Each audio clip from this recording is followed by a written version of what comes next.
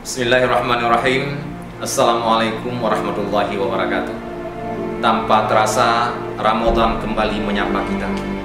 Insya Allah kita semua akan menyambut bulan yang penuh berkah ini dengan penuh gembira. Semoga Ramadan tahun ini menjadikan kita semakin bertakwa.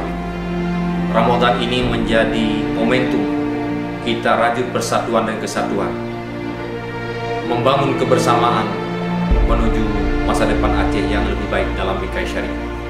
Saya Usama Elmatni, Kepala Dinas Pendidikan Dayah Aceh, mengucapkan selamat menunaikan ibadah Ramadan 1440 Hijriah kepada semua pimpinan dayah di Aceh, kepada semua dewan guru dayah di Aceh, kepada semua para santri, kepada semua muslimin muslimah rakyat Aceh dimanapun berada. Semoga kita semua mendapatkan rahmat dan maghfirah di bulan ini. Semoga pula dengan asbab Ramadan ini Allah mudahkan segenap urusan kita, Allah lapangkan kehidupan kita. Amin ya rabbal alamin. Wassalamualaikum warahmatullahi wabarakatuh.